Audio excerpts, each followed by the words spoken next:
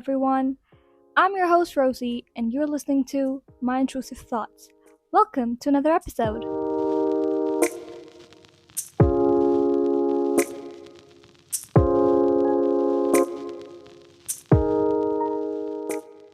Okay, before we move forward with this episode, I just want to say thank you so much to everybody who has shown such tremendous support for the second season so far. I am blown away. I actually was not expecting it for some reason. Like, my first season was good. Like, it was better than I could have imagined. Honestly, I'm so grateful. Alhamdulillah, Alhamdulillah for it. But the second season, it started off with such a bang, and I don't know. I'm kind of a little pressurized now, but we'll do our best, okay? You and I, we both will do our best, and whatever it is that's coming in the future, we're going to stay steadfast and stay punctual. That is for me, by the way. Rosie, you're gonna continue making good episodes, and you're not going to be too overcritical, and you're not going to beat yourself down every single chance you get. Okay, you're going to be confident and you're going to love every second of it. You better.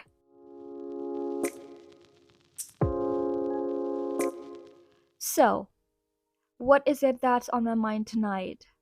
By the way, I've just had my tea and I've had a long day, which was productive, so I am in good spirits. Actually, I think I should talk about my entire week. So, first of all, I started a new gig, like a side gig, which is basically tutoring, academic tutoring, and I've always had a passion for, teaching because I think it's kind of in my blood because my mom is a professor. Also, like, I think pretty much everybody in my family it has an inbuilt teacher mode in them.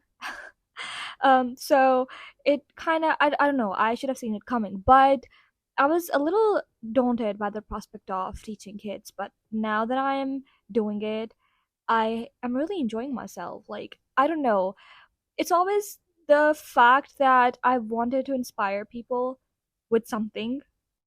And when I was doing my O levels and A levels, and even during med school, I was so mentally burnt out. I was so tired and fatigued. And I just always wished there was a teacher who would, like, counsel me and help me and make me feel good. And, whenever I'm feeling down, I can, like, go to them and get some form of, like, support and ask for help, like someone who I can turn to when I need help and guidance. And I was blessed with some great seniors in med school, and even when I did my internship, medical internship, we had a very progressive environment. We had a very great atmosphere of learning and mingling and socializing and just learning, essentially, and that really helped me make good memories and work on my skills as well as enjoy the tasks that I was doing. Being at the hospital can be very, very mentally exhausting. You're always surrounded by sickness and death and all sorts of negative bad things. So having a good support system, having a good team with you, with whom you can laugh and uh, just spend time and just relax and also work in tandem with, have a good synergy together when you're working, that's really important, and I got to experience that. So now that I'm in a position where I can give back a little and maybe help somebody else, achieve their dreams, I feel like it's a job that was made for me. I think it was tailor made for me. And this, even though it's like a side hustle, I am very, very enthusiastic about it. So I'm teaching biology and English to O-level kids, and so far it's been good. It was actually funny because the first day that I went in for the interview, I was not expecting to be hired, obviously, because, like, I don't have any experience of teaching kids before. I was like really not sure about this, but then I went in, my interview was like really good, and then they were like, "You're hired. You're starting work tomorrow." And I was like, wow. So I come in first day, and then it was so cute and funny at the same time because everybody was like, "Can I please book a class with you? Can I please book a class with you?" And I was just so surprised by the enthusiasm the kids were showing. And I literally went around the whole place just like giving motivational speeches to everybody because I could see how stressed the kids were. And I remember the time when I was preparing for my, O level exams and then A level. This journey, as much as it is essential and a very crucial step in forming whatever career paths you're going to be taking ahead, it can be very daunting and isolating and challenging and just exhausting mentally and physically for students. And on top of that, add all sorts of like other factors, the fact that you don't have social life at this point, the fact that you're always so busy studying, the fact that everybody's pressurizing you into doing one thing or another. There's so many things happening at the same time. You get overwhelmed a lot. And I remember at that time that I had some amazing teachers who were there to calm me down and, show me the right path. And it's crazy how it works, right? We've come a full circle and now I am that person and I want to help these students. So I started that and it has been a good experience so far. So I'm hoping that going forth it's going to continue like that. And while I was doing that, actually, I got talking to some kids about, what they want to do with their lives ahead. And it's such a generic question. It's something that you've heard so many times probably already in your life, even if you're like a fifth grader or something. Like, I don't know, everybody's just curious to know what you want to do in 10 years or 5 years or 20 years. And it's like, I don't know. I don't even know what I'm going to eat tomorrow for lunch. Like, how am I supposed to plan ahead? But I think more than the fact that it showcases just how serious you are about certain things in life, like how passionate you are and what kind of goals you want to achieve. Are you even goal oriented or not? Because, like, I know people who would have answered with, like, fuck, I care, I just want to be, like, comfortable, have a roof over my head, and just, like, warm food on the table, and that's it. I don't have any real goals. I just want to live through life, cruise through life, basically. And then I know people who are like, we want to change the world, okay? So there's all sorts of people, and every person has their own goals, has their own wants and needs, and it's okay.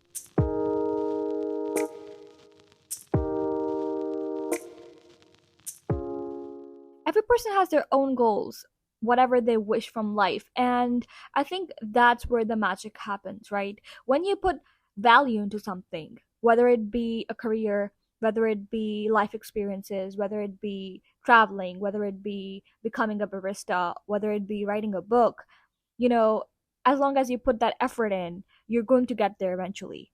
And I believe in that. I definitely believe that you will cash your efforts in one form or another eventually. And sometimes it's in the form of money, sometimes it's in the form of, appreciation, sometimes it is in the form of prayers from elders and people that you've helped, and all of that matters, I guess. It's only how much effort and value you put into things, right? So, anyways, that was not even my topic, actually. Like, this was not what I wanted to talk about coming in. But now that we're talking about this, let me just continue with this and I'll talk about that other topic in a different ramble, hopefully. Anyway, so I guess, yeah, coming back to the topic about, what you want to do with your life, I guess sometimes we overcomplicate it. It's a simple question. What do you see yourself doing in 5 years? From my experience, it can go a lot of different ways, obviously, because every individual has a different experience, different life, a different set of goals, their own moral compass, whatever they wish for, whatever their aims are, whatever their goals are. And I've also seen that we're constantly changing. So our needs are also constantly changing. We're growing up. We're experiencing the world in different ways. Our perspective on things are changing. So, with every era of your life, you're going to experience new things and you're going to want to experience new things. For example, like when I was a kid, I wanted to grow up and be a rock star. Well, actually, I still do. And now that I'm a doctor, I want to be a surgeon. I'm a qualified doctor, I'm a medical doctor, and I am a I want to specialize now. I want to be an emergency medicine doctor.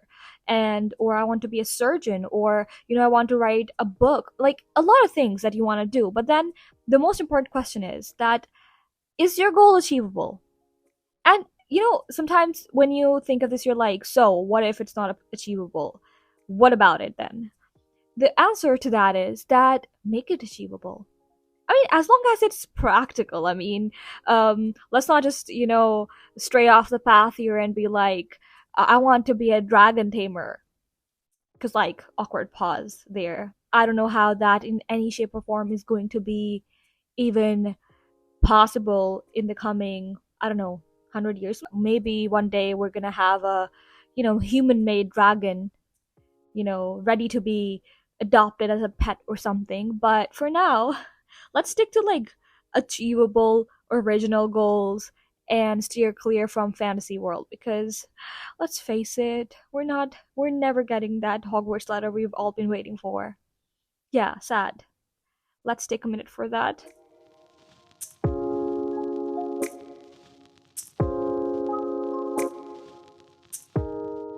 I hope I don't sound too preachy though, because like, what is this girl saying? She's not even seen the world properly yet. She's like barely walking now. You know, she graduates from med school and now suddenly she's like a life coach or something. Definitely not. I'm not saying that I know anything other than my own journey. And that's exactly what I'm here to talk about, right? But with that, at least I can give an insight into how I experienced my life, and maybe somebody else out there can relate to that and find solace or some kind of, life lessons or tips, and, maybe learn from my mistakes, I guess. That's the basic idea behind this. So before you guys, like, attack me for turning all preachy on you, I'm not trying to like tell you how to live your life. I'm just saying, you know, it doesn't harm you to have a plan. And I know that people like me who overthink so much, like whose little job I think on the earth is to overthink every single thing, every single aspect of life. I do think that's asking a lot. But on the other hand, I also believe that if you do it in, a very cautious manner, I don't know how else to put it. Like if you're not too overboard, like if you don't go too overboard with the thinking part, then you can maybe equip yourself better with whatever action plan you might have for the future. So, for example, like I was talking to a colleague today about, how they wanted to also apply for med school, but then uh, they just felt like it was not their calling. And so they opted for psychology, and now they are, a psychology major and planning the masters and stuff. So I mean, cool, very cool. And plus they have a passion for it as well. So I think, yes, that's one way to figure it out. But I guess we were basically bonding over how hard it was to get into med school, and the pressure and the entire process of it is so torturous, basically. And she was like, if I had known earlier that I did not want to do this, like ultimately I would just give up on it. I wouldn't even have started in the first place, and I would have paid more attention to other prerequisites that were required for my psychology course. So yeah, I guess that action plan, if they had already thought about it, would have been much better and would have cost them less tears and energy. So, yes, I want to ask you today, what do you see yourself doing in your profession, in your career, in the next 5 years? Where do you see yourself? And are you happy? Do you think, of course, I mean, it's not easy to judge if you would be happy, because here's the thing, right? It's with me. It's a personal, opinion and a personal feeling that I always have felt. Maybe something is wrong with me. If there's a psychologist out there listening, please let me know. I always have this thing where I would struggle so much, fight, cry, run, crawl, all sorts of things. Basically, give my all for something. And once I achieve it, the happiness that I get from completing the task or accomplishing that thing is so fleeting. It's ridiculous. And I know that that makes me sound like an ungrateful bitch, but I'm telling you, I'm so grateful for everything that I've had to experience in life so far, all the opportunities that I've had. But I just can't, sit here and tell you that I have ever felt overjoyed to the point where I'm like, crying with happiness or being like, oh my God, I never knew this was going to happen. Like being so surprised and just like so, innately happy about something. It's like, you know, I got my A grades in my O levels and I'm like, yeah, good. Okay. That's it. That was my reaction. I remember my mom and dad, they were like so happy, so proud. They were like celebrating for days on end. And then I was like, yeah, wow, good. And I felt bad for myself. And I felt like weird about it because everybody was happy and then I couldn't feel that way. I mean, I was happy, obviously, but just, I don't know, the novelty of it just wore off after a while. And the same thing happened when I, got into med school and then when I graduated. I don't know. It feels it feels like something for a minute there. Then I'm like, I don't know. So I never really expect happiness out of doing something. But I think it's maybe because I'm a people pleaser. I'm such a people pleaser that I value other people's emotions more over mine. And I know it sounds horrible right now. Oh my God. But yes, like I feel more rewarded and happy and fulfilled if I am helping other people and I feel like, oh, I've made somebody else's life better. So at their expense, I will feel more happy.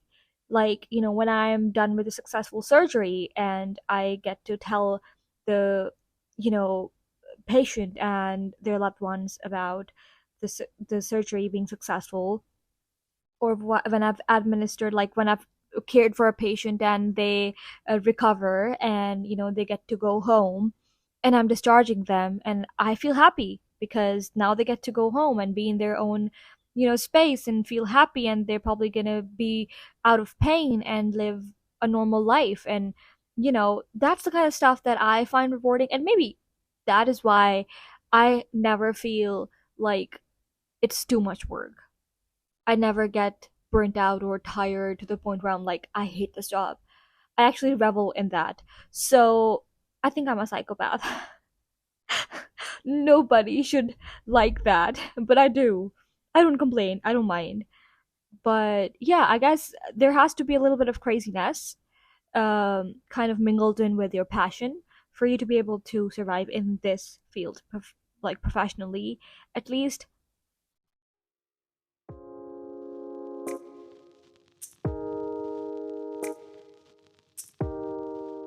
Another thing that I've been thinking about a lot lately is how, we've all at some point had classmates and friends, and we all started from nothing, zero. We did not know the alphabet, and then we learned the alphabet, and then we, progressed to learning a language or, literature or math, science, whatever. And then we realized that some of us were good with math, some of us were good with physics, some of us were good with, stats, some of us were good with the literature part. And so we kind of like went our own ways, separate ways, doing different things in life. And obviously, if you have a group of friends and in a social circle who are all your batchmates, or at least the same kind of like on the same level of education, you'll see like such diversity in the kind of professions that all your peers have chosen. And then ultimately you just kind of go down this rabbit hole where you're comparing yourself to others, where you constantly like sit back and be like, oh, that friend is doing that and they're earning this much, and that friend is like writing articles or publishing books, or like a famous influencer now, a famous singer or writer or whatever. And then you constantly find yourself like being like, what am I doing with my life? Where am I going with this thing? They figured themselves out. They have shit ton of things to do, and they're successful and they seem happy. And I know that it's such a superficial thing to do because you don't know their struggles, obviously. If you're not close, you probably would not know how they've gotten to where they've gotten. And you only see the good parts, obviously, because that's what they chose for you to see. But ultimately, you still kind of get sucked into this like whole idea of comparing yourself and just feeling bad about yourself. So this is one thing that I've been doing lately a lot, which is, be happy for them. Obviously, you're happy for them. I'm not saying that you're gonna be like bitching out about them or be like, being green with jealousy or envy or anything. I mean, sometimes you're just genuinely happy for people, but still feel kind of hurt for yourself and, I don't know, just inadequate. So, yeah, because I've been through that sort of thing. And honestly, wow, that was a little too honest, I think. But yeah, meaning nobody any harm, but just feeling sorry for yourself. We all go through those sort of mood swings, and we just fall into that pit of self pity and just, being sorry for ourselves and stuff like that. So, anyways, in that moment, I always have this exercise that I like to do, and that is to sit back, say thank you to Allah, first of all, obviously, for everything that He has provided me, bestowed me with, all the blessings, say my thank you, and then just count my blessings. Like, it's such a cliche thing to say. Like, I find these sort of things very annoying when I read self-help books. I hate self-help books and, all these fluffy kind of articles where they like say thank you and, think about all the good things that are happening in your life. Oh my god, there's like two sides of the coin. I don't know why I find that sort of like artificial optimism so annoying, but this is one thing that really actually helped me. And it was like just thinking about some positive things that have happened in the recent times whenever I'm feeling down. And it has helped me so much. So much. I can't even tell you. Because one thing that I've experienced in the past year is that, you have the ultimate willpower to change your perception, change your view, change how you feel about something. And you are the one in control of that. You are the one who allows how much negativity that can settle under your skin, foster there, turn into an ugly scar, and then make you feel rotten inside. And at the same time, you get to decide how much light can penetrate your skin, make you glow from the inside. And so it's all about how much and what kind of content you basically let yourself be exposed to, and also how you perceive it. And you can change your perception too, obviously. It's like you can either look at all your colleagues and friends and peers flourishing and accomplishing these things and be happy, be genuinely happy for them, and find inspiration from it. And then at the same time, you can see all your peers, doing great things in their lives, settling down, getting married, having kids, starting a new business, becoming famous, doing all sorts of, different things that are considered successful in today's society, and feel sorry for yourself and just, wallow in your self pity and just cry about it every night and then go to sleep and then do the same thing over and over again and then die. Yeah. So you choose to live your life the way you want. And so when somebody asks you what you see yourself doing in 5 years, I think even if you're not clear, even if obviously it may change, that perception, that view, that idea, that goal, but being sure of yourself in the here and now is what is the most important thing, I guess. And that's the crux of this entire conversation. Being confident in the here and now, living your life in the present tense. And shout out to Yoongi. He just enlisted today, by the way. I'm kind of sad. Very sad. I was like, I went through this whole like, 5 stages of grief thing that I go through every single time a BTS member enlists. And for him, it's a social service thing, so it's going to be longer than the other members. So yeah, kind of sad about that. But there's one thing that he has taught me this past year, and it is the fact that you need to start living in your present, because that is what matters, not the past. And I think to some extent, not the future. If you're going to be happy and content and living your best life in the present, ultimately it's going to become your past one day. And then also, that is also how you're going to perceive yourself in the future. So leave something good behind so that your future self can thank you and learn from and be inspired by, and not something that your future self is going to be like, I don't want to go there. Uh.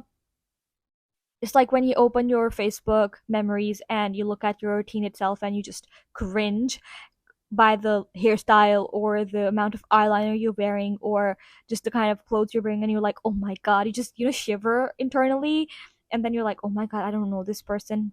I was going around looking like that. Oh my god. Like, those kind of self-critique moments that you have. Yeah. Essentially that, but like on a more intellectual, deeper level.